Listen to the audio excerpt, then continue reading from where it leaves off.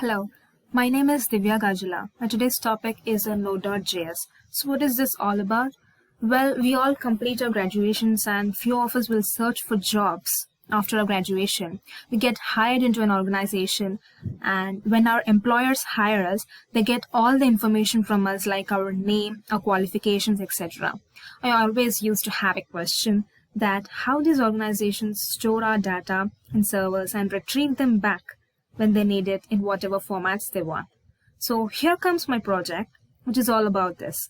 That is on Node.js. This presentation will be telling about Node.js usage. So let me start the presentation with the agenda page, wherein in this agenda, I'll be explaining all the topics which I have covered in this. And yeah, let us start with that first topic, Node.js. In this Node.js, I'll be explaining what is Node.js and all. And the second topic is the OS module. In this operating system module, I'll be explaining which is a special kind of module in Node.js. And third one is the project objective, which is the main important part. I'll be explaining the main aim of this project. And the fourth topic is the coding part, which is a very crucial part. Like I'll be explaining how the code works and how to install Node.js, how to execute the code. Okay, and after that, merits and demerits will be discussed, will be explained.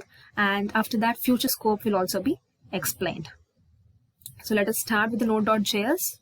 That is, Node.js is an open source JavaScript runtime environment which is popular for writing server-side JavaScript applications.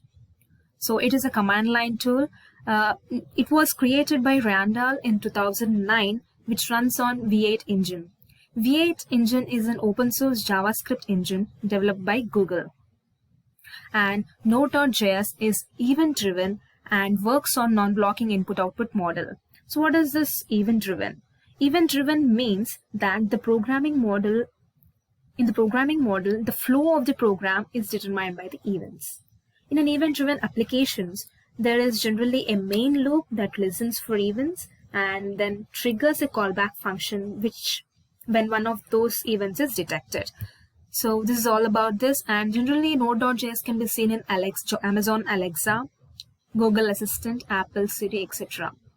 Many of the applications use Node.js. So let us see how the OS module works in Node.js. Node.js supports many modules, out of which it has a special module which is called OS module. The OS module provides operating system related utility methods and properties. Like on the right hand side, we can see the model name, speed, times, user, all these things. So these are the special things in the OS module. When we use this OS module in Node.js, we can know the model name of the system which we are using and the speed. And generally these user, nice, system, idle state, all these are the modes. This gives the number of milliseconds the CPU has spent on respective modes. Like in this many milliseconds, the CPU is in idle state. And this is the speed, which is in milliseconds. So generally this module is used by the hackers to know the opposite hacker, what kind of operating systems which he is using and what are the statements executing in this many milliseconds, how much time the process is taking to complete that. All these things will be dealt by the hackers to know the opposite hacker's intention. So this is all about the OS module. So the next topic is the project objective. My project's main aim is to create a HTTP server with secure port address and send as well as print the details of an employee in an organization. I'll do this with the help of JSON. JavaScript object notation is a standard text-based format for representing structured data based on JavaScript object syntax. It is commonly used for transmitting data on web applications. Right? Let us see how this JSON works. JSON has a syntax same like JavaScript. Let us see JSON syntax, along with that a small example so that we can understand the syntax. So here comes this object syntax. Generally, every program starts with the open bracket and closes with a closed bracket. And along with that, here each name is followed by a colon and each name and value pairs are separated by commas. So here is an example which describes how the syntax works. Here I've created a variable employee data. In that object, I have created employee ID with a number, employee name, and hiring date, location, in which location that person is working, and is he a consultant or not. All these things I have included in this employee data object. So really we can observe, here we can see the numbers, we can see the strings, and also we can see the Boolean types. In JSON, these data types can be unordered. So let us see how the code works. So here is the main important code. That is, I've said that it works on events. Here I have created an HTTP event. For that I have created a function, create server function. Under that function I have created an object, employee. Under that object I have created name, department, salary, address, house number, city and state of that particular employee. Here I've taken my name, for example. And after that I've given the response as JSON.stringify of employee. Generally we have to call back that function. If we use any function, we have to use a callback function. I've used here, and for that callback function I've used JSON.stringify method. JSON.stringify method takes a JavaScript object or an array and returns a serialized string in the JSON format. This is all about that, and I have created listen, and it has to listen to the port number. 9333 is a specific unique port number, so that I can get the details of this particular employee. If I want to get the details of this particular employee, I have to use specifically this port number. If I use this port number, I'll be getting the this employee details. Like I'll be printing, if this code works, it will be printed server running at HTTP local host address with 9333 port number, and this port number can be changed as I wish. And for this I have given a link here to download the node.js, as well as we'll see how that works.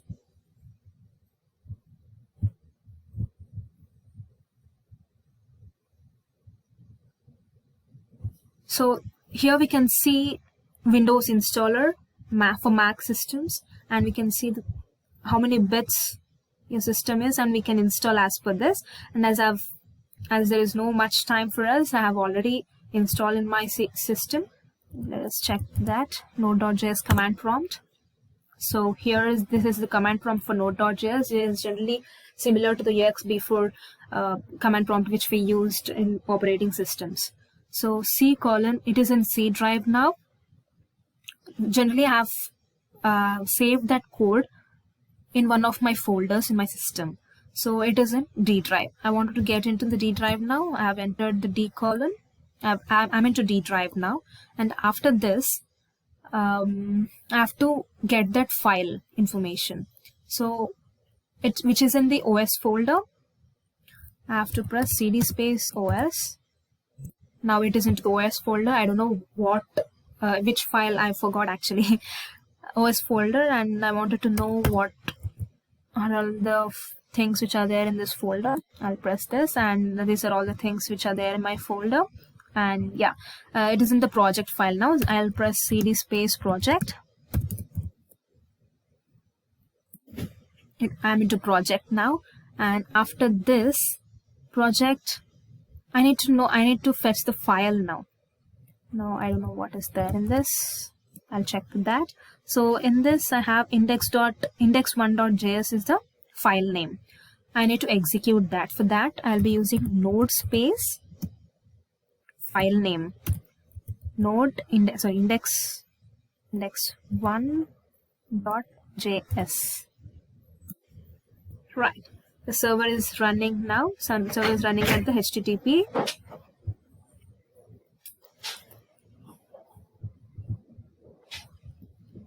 Address. I'll copy this.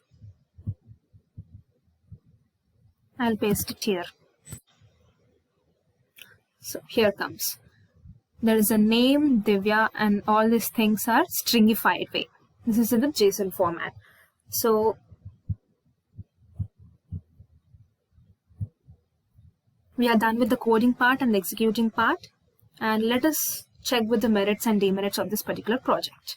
So it has high performance, as Node.js interprets the JS code via Google's V8 JS engine. This engine compiles the JS code directly into the machine code. This makes easier and faster to implement the code. So which is why it gives high performance, and it has extended support, as well as it is highly extensible. Node.js is known to be highly extensible, which means that you can customize and further extend Node.js as per the requirements. And it is considered as a full stack JavaScript because it serves both the client and the server. And it is easy to learn because it is the most popular language, and it handles requests most efficiently. These are the merits of Node.js, and let's discuss about demerits. As event loops are CPU hungry, when heavy and CPU intensive calculations on server side are made, Node.js is not at all recommendable.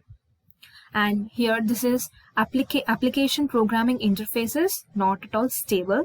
And asynchronous programming mode, I'll consider asynchronous programming mode will come as a merit as well as a demerit. I'll consider it as a demerit for my project. And it also does not have a strong library support system. And what is the future scope for this Node.js? Generally, we use many apps in our daily life, like Netflix, when we go to social networking apps, LinkedIn, and fintech apps like PayPal, and online stores. Most importantly, we use Walmart app, eBay app. All these apps work on Node.js. As Node.js is highly extensible, we can expect some more apps which uses Node.js in the future.